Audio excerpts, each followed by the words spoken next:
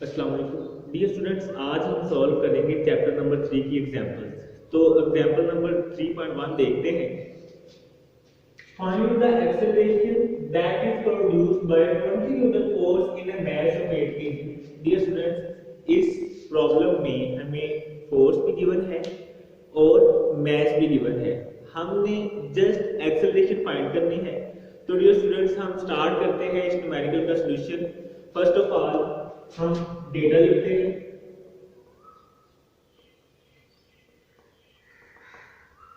Given data dear students, हमें math भी given है। मैथ जिसको हम स्मॉल एम से रिप्रेजेंट करते हैं 8 के। फोर्स भी गिवन है जिसे हम कैपिटल एफ से रिप्रेजेंट करते हैं 20 न्यूटन। अब टू फाइंड हमने फाइंड क्या करना है। तो डियर स्टूडेंट्स, हमें एक्सेलरेशन फाइंड करनी है। एक्सेलरेशन को हम ए से रिप्रेजेंट करते हैं। फॉर्मूला हम कौन सा यूज करेंगे? According to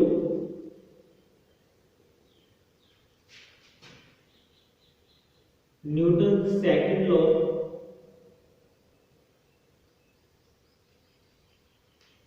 F is equal to M A. इसको इक्वेशन 1 का नेम दें। अब हम सॉल्यूशन स्टार्ट करेंगे। Put values in equation 1।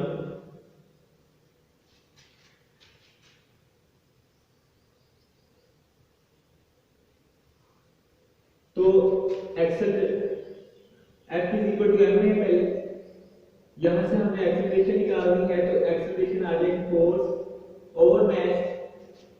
Force dear students 20 newton given है और मास 8 गिवन है। 20 डिवाइडेड बाय 8 2.5 और एक्सेलरेशन का यूनिट क्या है? Metre per second square. तो एक्सेलरेशन जो है वो 2.5 मीटर पर सेकंड स्क्वायर आ गई। नेक्स्ट हम रिजल्ट लिखेंगे। तो hence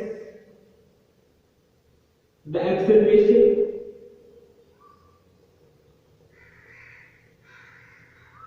A is equal to 2.5 metre per second के।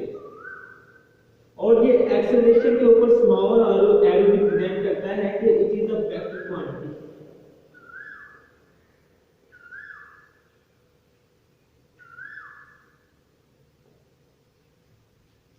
स्टूडेंट्स, ये था पहला न्यूमेरिकल। अब हम सॉल्व करते हैं न्यूमेरिकल नंबर 3.2।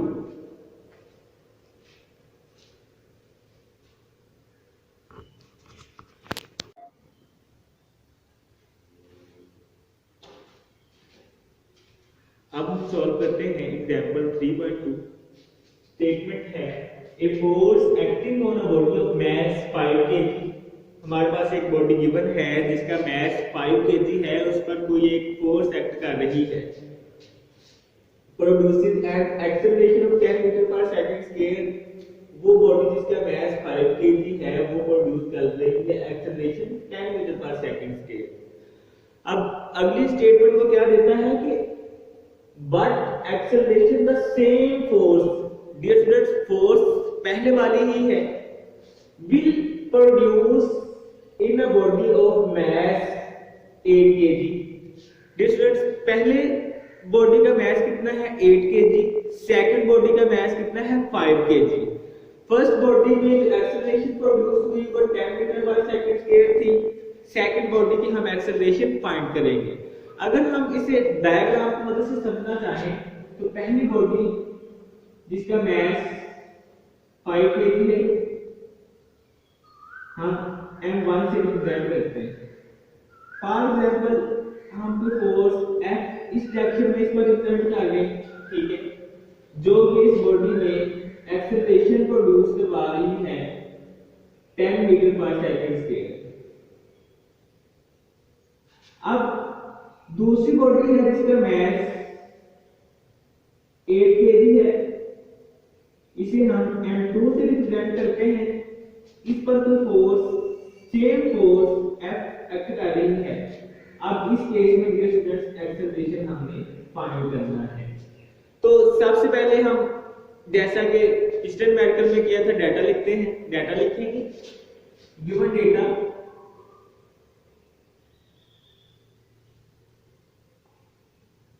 m1 कितना है, मास m1 कितना है 5 kg, second mass m2 8 kg, acceleration a1 10 metre per second scale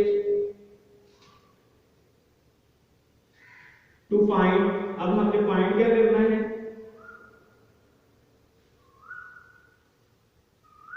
acceleration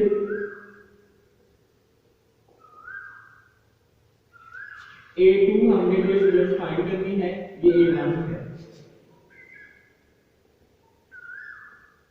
अब फॉर्मूला डियर स्टूडेंट्स, अगेन हम इसमें न्यूटन का सेकंड लॉ यूज करेंगे, F is equal to ma। First body के लिए न्यूटन का सेकंड लॉ क्या होगा, F is equal to m1 a1। Second body के लिए क्या होगा, F2 is equal to m2 a2। But dear students, since F1 is equal to F2 is equal to statement में गिवन है कि फोर्स सेम है, दोनों बॉडीज पर एक्ट कर रही है, दोनों बॉडीज पर सेम फोर्स एक्ट कर रही है। तो इस वजह से हम कहते हैं F1 is equal to F2 is equal to F। अब स्टूडेंट्स इक्वेशन नंबर 1 और इक्वेशन 2 को कंपेयर कर लेते हैं, तो हमारे पास आ जाएगा m1a is equal to m1a1 is equal to m2a2। तो डियर स्टूडेंट्स, हमने फाइंड क्या करना था, a2 सेकंड बॉडी की एक्सेलरेशन। तो इस फार्मूला को हम रीअरेंज करेंगे, a2 is equal to m1 a1 over m2। ये हमारा फंडामेंटल इक्वेशन a है, जिसमें हम बैलेंस प्लेस करेंगे।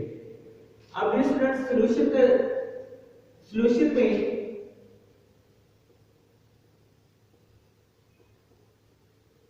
Put values in equation a। अब यहां से a2 आ जाएगा, m1 है 5 kg, a1 है sorry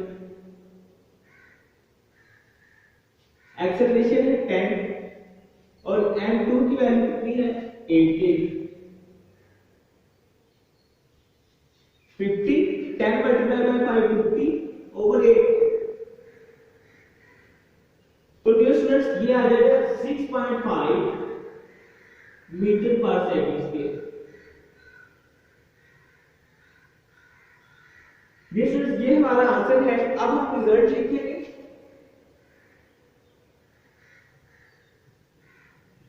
Hence acceleration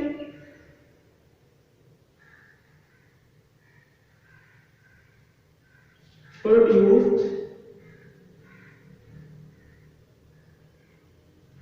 will be 6.5 meter per second।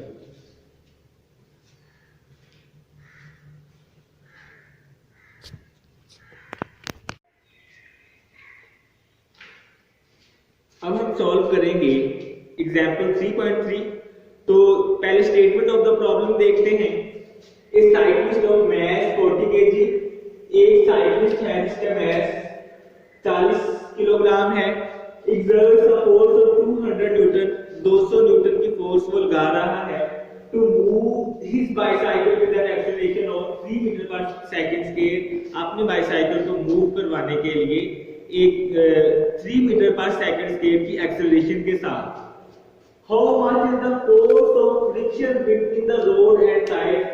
तो डियर स्टूडेंट्स, हमें फोर्स ऑफ फ्रिक्शन फाइंड करनी है। सबसे पहले ये बात आपने याद रखनी है कि जब हम गाड़ी या कोई मशीन चलाते हैं तो उसकी कोई ना कोई एनर्जी फ्रिक्शन में जाया हो जाती है। फ्रिक्शन को ओवरकम करने के लिए हमें कुछ ना कुछ एनर्जी रिक्वायर होती है। इसी तरह अप्लाइड फोर्स, इस प्रॉब्लम में अप्लाइड फोर्स 200 न्यूटन है, जबकि हमने ये देखना है कि 200 न्यूटन में से कितने न्यूटन फोर्स जो है वो फ्रिक्शन को ओवरकम करने में यूज हुई। तो आइए सॉल्व करते हैं प्रॉब्लम को। पहले डेटा लिखते हैं।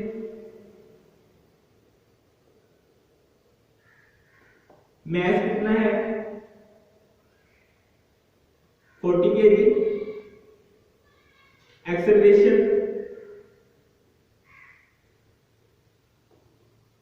जिसे हम स्मॉल ए से रिप्रेजेंट करते हैं 3 मीटर पर सेकंड स्क्वायर है। फोर्स, अप्लाइड फोर्स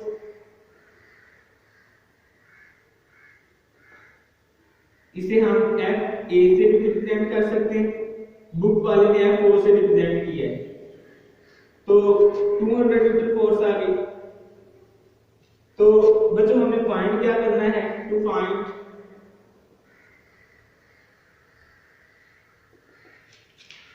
हमने फोर्स ऑफ फ्रिक्शन फाइंड करनी है।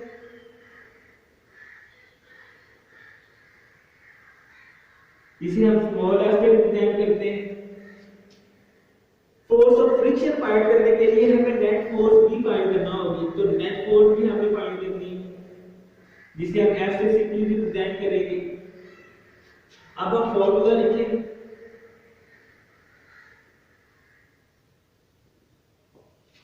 Formula according to Newton second law, F is equal to mv, ये हमें नेट फोर्स प्रोवाइड कर देगा।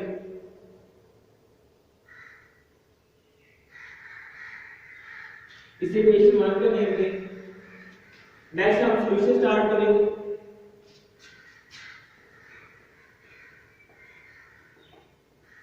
Put value in equation 1। तो फोर्स की वैल्यू क्या आ जाएगी? मास multiply by acceleration. Mass 40 kg था, acceleration 3 metre per second square थी। 40 मल्टीप्लाई बाय 3 करेंगे तो 120 न्यूटन आ जाएगा। ये थी नेट फोर्स। अब हमने फाइंड करनी थी फोर्स ऑफ फ्रिक्शन। तो फोर्स ऑफ फ्रिक्शन आ जाएगी नेट फोर्स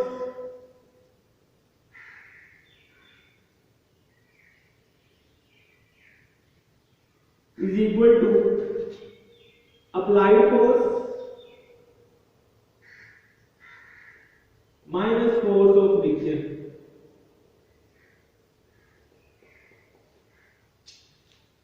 डियर स्टूडेंट्स, ये फॉर्मूला हमने कैसे लिखा? हम जानते हैं कि टोटल फोर्स उसने 200 न्यूटन लगाई। नेट फोर्स जिसकी वजह से बाईसाइकिल मूव हुई वो हमने फाइंड कर ली 120 न्यूटन।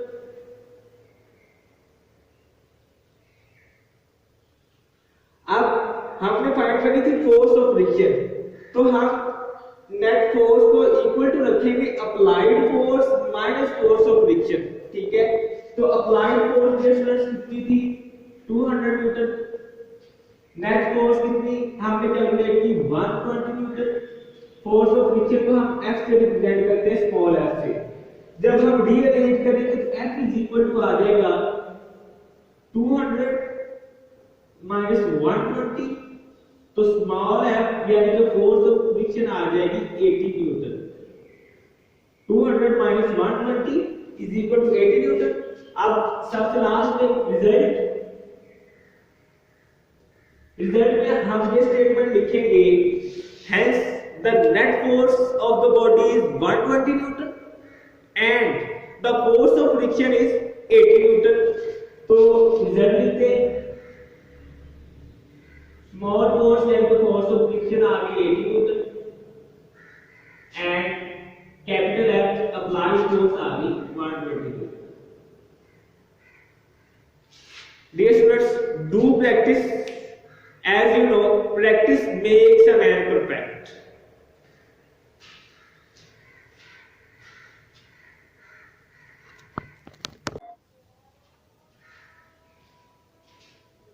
Dear students, अब हम डिस्कस करेंगे next topic, difference between mass and weight. Exam में भी स्टूडेंट्स क्वेश्चन इस तरह से आएगा कि what is the difference between mass and weight. ठीक है, तो अब हम लिखेंगे difference between mass and weight। Dear students, generally आमतौर पर हम यही कंसीडर करते हैं कि मैथ और वेट दोनों सेम क्वांटिटीज हैं, but actually this statement is not correct. अब करेक्ट स्टेटमेंट क्या होगी वो हम डियर स्टूडेंट्स अभी देखते हैं। एक साइड पे हम मैथ लिखते हैं, दूसरी साइड पे वेट लिखते हैं।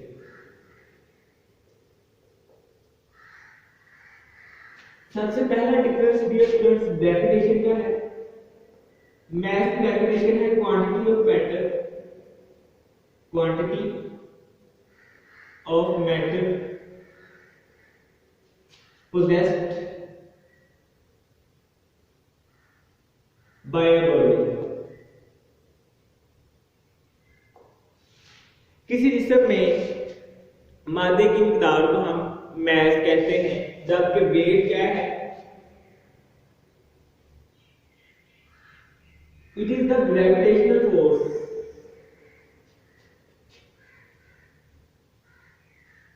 It is the force due to which earth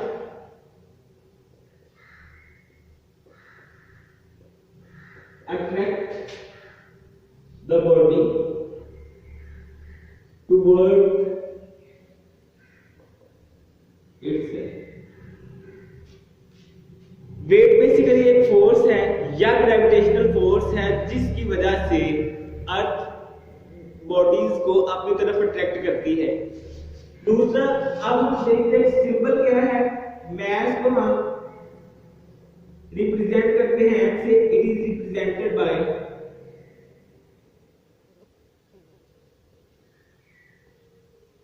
small M, जबकि वेट को हम रिप्रेजेंट करते हैं कैपिटल डब्ल्यू से, इट इज रिप्रेजेंटेड बाय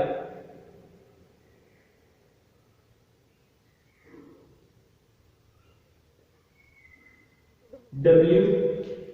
दूसरा, क्वांटिटी कौन सी है ये, mass is a scalar quantity, it is a scalar quantity।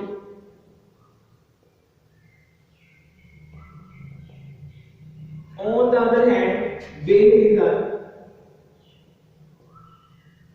vector quantity।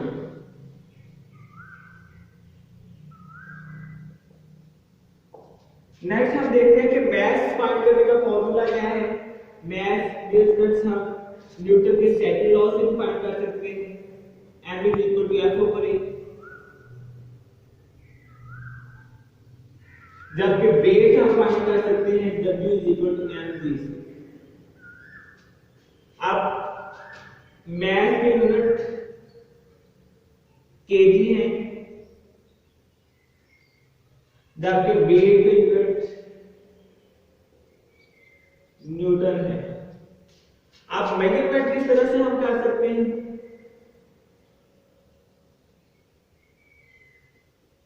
इसको हम बीम बैलेंस से मेजर कर सकते हैं, जबकि वेट को है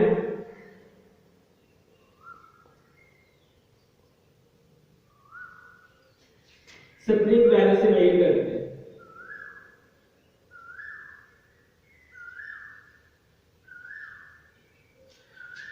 तो डियर स्टूडेंट्स, ये थी जान डिफरेंस।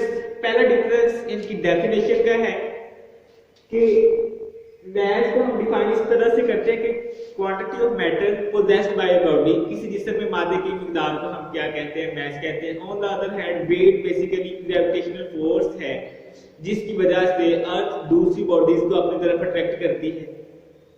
दूसरा जो मेजर डिफरेंस था कि मैस को हम स्मॉल एम से रिप्रेजेंट करते हैं, जबकि वेट को हम रिप्रेजेंट करते हैं डब्ल्यू से।